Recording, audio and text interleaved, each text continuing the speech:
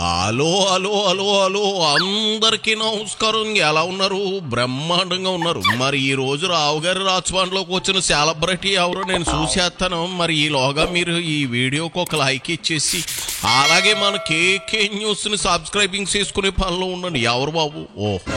మొన్న 4వ తారీఖు అనుకుంటా పుష్ప 3 రిలీజ్ అయ్యింది. అదేంటి పుష్ప పార్ట్ 2నే మాకు తెలుసు. ఈ పుష్ప 3 ఏంటి అనుకుంటున్నారా? అక్కడికి వచ్చేస్తా ఉన్నాను.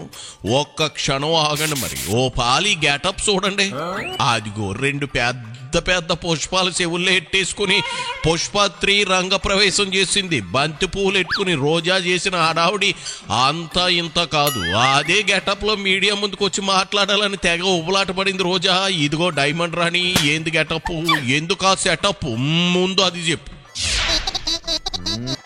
ప్రభుత్వం అధికారంలోకి వచ్చాక సంవత్సర కాలం అవుతున్నా ప్రజలకు ఇచ్చిన హామీలని నెరవేర్చకుండా ఈరోజు రెడ్ బుక్ రాజ్యాంగం అంటూ కక్ష సాధింపు చర్యలకు మాత్రమే వాళ్ళు ఏ విధంగా కన్ఫైన్ అవటమే కాకుండా ఈ రాష్ట్రాన్ని దోచుకొని దాచుకుంటూ ఇంకా ఈ రాష్ట్రాన్ని అప్పుల్లో ముంచేస్తుంటే ఈ రాష్ట్రాన్ని కాపాడుకోవాలి, ఈ రాష్ట్ర ప్రజలకి అండగా ఉండాల్సిన బాధ్యత ప్రజా పార్టీ అయిన వైఎస్ఆర్ కాంగ్రెస్ పార్టీకి ఉంది. కాబట్టి ప్రజల తరఫున ఈరోజు ఏదైతే ఈ కూటమి ప్రభుత్వం ప్రజలకి వెన్నుపోటు పొడిచి సంవత్సరం అవుతుందో ఈ జూన్ 4ని వెన్నుపోటు దినంగా మా నాయకుడు జగన్మోహన్ రెడ్డి గారు అనౌన్స్ చేయడమే కాకుండా ఈరోజు రాష్ట్ర వ్యాప్తంగా ప్రజలకి అండగా ర్యాలీలు చేసి అఫీషియల్స్ కి మెమరాండం ఇచ్చి అది ప్రభుత్వానికి అందజేసి వాళ్ళు ఇచ్చిన హామీలని వాళ్ళ మేనిఫెస్టోని నెరవేర్చమని డిమాండ్ చేస్తున్నాం.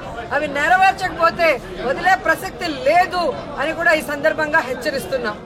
నీ బ్రతుకు జాటకా బండిలాగా ఎలా సాగుతుందో నీ వేషం చూస్తుంటేనే తెలుస్తూ ఉంది డైమండ్ రాణి. ఒక్క మాట చెప్పనా, ప్రభుత్వానికి హెచ్చరికలు జారీ చేసే రేంజ్ లో నువ్వు లేవు, నీ పక్కనున్నోళ్ళు లేరు. ఒక్కసారి ఆ నిస్తేజమైన ముఖాలు చూడు. పార్టీ దివాళా కోరుతాను ఏంటో స్పష్టంగా కనపడతా ఉంది. జగన్ రెడ్డికి పార్టీని నడపడం రావడం లేదని, జెండా బీకే సమయం ఆసనం అయిందని ఎప్పటికే అంతా అంటున్నారు. ముందు అది చూసుకో. మీరు చూస్తే ఎన్నికల ముందు కూటమి ప్రభుత్వం అంతా ఎలా ప్రచారం చేసుకుందో మనం చూసాం. ముఖ్యంగా తెలుగుదేశం పార్టీ వాళ్ళైతే వచ్చేది బాబే, ఇచ్చేది బాబే. ఏమొచ్చిందయ్యా? మీకైతే పదవులు వచ్చాయి, బాబేమో వచ్చి ముఖ్యమంత్రిగా కూర్చున్నాడు. కానీ ఈ రాష్ట్ర ప్రజలకు ఏమిచ్చాడు అంటే చేతికి చిప్పిచ్చాడు, మరేమి ఇవ్వలేదనేది రాష్ట్ర ప్రజలు గుర్తించారు. 143 హామీలు ఇచ్చాడు. 143 హామీల్లో విజన్ ఉంది, విస్తరాకులు కట్టుంది, అనుభవం ఉందని చెప్పుకునే చంద్రబాబు నాయుడు మొదటి 6 అయినా చేశాడా అని నేను అడుగుతున్నాను. ఈరోజు చూస్తే చంద్రబాబు నాయుడు ఏరు దాటక ముందు ఏటి మల్లన్న, ఏరు దాటాక బోడి మల్లన్న చందంగా పరిపాలించిన విధానం మనకు తెలుసు.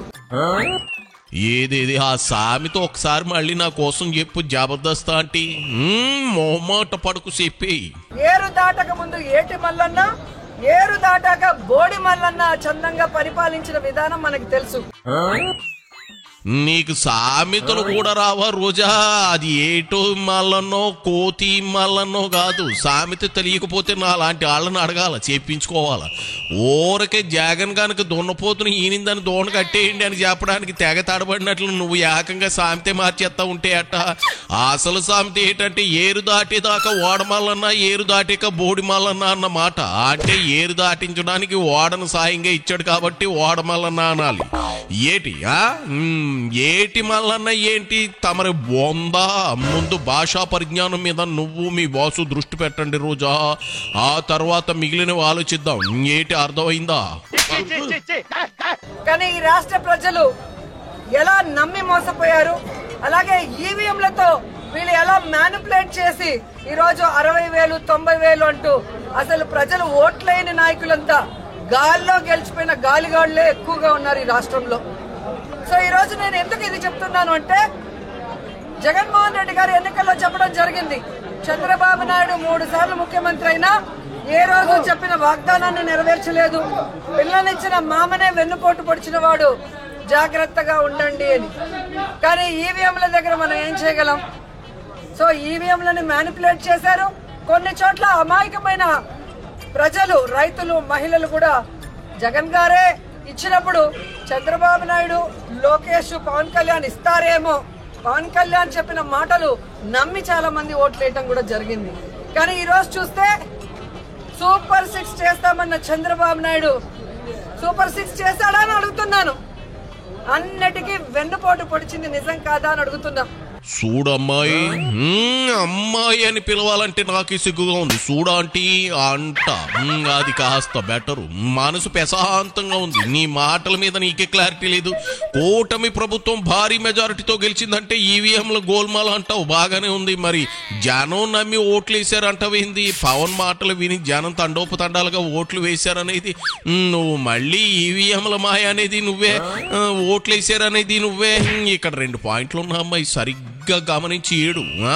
ఒకటి, పూర్తిగా ఎన్నికలే అన్యాయంగా జరిగాయని నువ్వు మీ బాసు భావిస్తే ఈవీఎంల మీద పడి ఆడవండి. లేదు, సూపర్ 6 కు జనం అట్రాక్ట్ అయ్యి ఓట్లు గుద్ది మీకు 11 ఘన సన్మానం చేశారని భావిస్తే ఆ మాట చెప్పండి. 2 కలిపి చెబితే బంతిపూలు ఎట్టుకున్న మిమ్మల్ని జనం ఎర్ర పుష్పాలు అంటారు, జాగ్రత్త. ఇప్పుడు చెప్పు, ఈవీఎంల మాయాజాల వల్ల గెలిచారా, సూపర్ 6 వల్ల గెలిచారా? ఇంకా మీకు క్లారిటీ రాకపోతే అట్ట నగరిలో పునుగులు అమ్ముకోవడం కాదు రాజకీయాలంటే. ఈరోజు తల్లికి వందనం ఇస్తానన్నాడు, కానీ ఇవ్వకుండా వెన్నుపోటు పొడిచాడు. రైతుకు అన్నదాత ఇస్తా అన్నాడు, ఇవ్వకుండా వెన్నుపోటు పొడిచాడు. జాబ్ క్యాలెండర్ ఇస్తా అన్నాడు, ఇవ్వకుండా వెన్నుపోటు పొడిచాడు. ఉద్యోగం ఇస్తా ఇవ్వని వాళ్ళకి నిరుద్యోగ భృతి ఇస్తా అన్నాడు, ఇవ్వకుండా వెన్నుపోటు పొడిచాడు. అలాగే అధికారులకి ఐఆర్ ఇస్తాను, డిఏ ఇస్తాను అని చెప్పాడు, కానీ ఈ రోజు ఇవ్వకుండా ఎలా వెన్నుపోటు పొడిచారో మనం చూసాం. మహిళలకైతే ఉచిత బస్సు ఇస్తాను, పొద్దు నుంచి సాయంత్రం వరకు ఫ్రీగా తిరుక్కోవచ్చు అని చెప్పారు, కానీ ఇవ్వకుండా ఎలా వెన్నుపోటు పొడిచారో మీరందరూ కూడా కళ్ళారా చూశారు. ఈ రోజు ఒక్కరికి కూడా ఒక సెంటు భూమి గాని, ఒక ఇల్లు గాని కట్టించకుండా ఎలా వెన్నుపోటు పొడిచాడో మీరందరూ కూడా కళ్ళారా చూస్తున్నారు. సో వెన్నుపోటు అంటే చంద్రబాబు నాయుడు, చంద్రబాబు నాయుడు అంటే వెన్నుపోటు. ఇది ఈ రోజు ప్రజలు తెలుసుకున్నారు. వాళ్ళకి జరిగిన నష్టాన్ని వాళ్ళు తెలుసుకున్నారు. ఎప్పుడెప్పుడు ఎన్నికలు పెడితే జగన్మోహన్ రెడ్డి గారికి ఓటేసి మళ్ళీ ముఖ్యమంత్రిని చేసుకోవాలని ఎదురు చూస్తున్నారు అన్న దాంట్లో ఎటువంటి అతిశయోక్తి లేదని కూడా తెలియజేసుకుంటున్నా. ఇది మరీ కామెడీగా ఉంది రోజా, నీ జబర్దస్త్ కంటే కామెడీగా ఉంది. ఏంది, జగన్ కు మళ్ళీ ముఖ్యమంత్రిని చేసుకోవాలని జనం కోరుకుంటున్నారా ఏటి? ఆడాదికే అలాంటప్పుడు 11 సీట్లు ఇచ్చి మూలెందుకు కూర్చోబెట్టారు? జగన్ అంతగా సుపరిపాలన అందించేస్తే మీరంతా ఎందుకు మట్టి కొట్టుకుపోయారు? ఇదే శాతగనితనం అంటే. ఇంకా మీ నోళ్లు మూతపడకపోతే రెడ్ బుక్ రెడీగా ఉంది, అది మూసేస్తుంది మిమ్మల్ని, మీ నోళ్ళని. Just wait and see. మొదటిసారి ముఖ్యమంత్రి అయిన జగన్మోహన్ రెడ్డి గారు తాను ముఖ్యమంత్రి అయిన రోజుకి చంద్రబాబు నాయుడు ఖజా ఖాళీ చేసి ఖజానాలో 100 కోట్లు మాత్రమే పెట్టినా ఆయన పెట్టిన అప్పులన్నీ తీర్చి జగన్మోహన్ రెడ్డి గారు ఇచ్చిన ప్రతి వాగ్దానాన్ని నెరవేరుస్తూ వెల్ఫేర్ డెవలప్మెంట్ 2 కళ్ళగా ముందుకు వెళ్లాడు.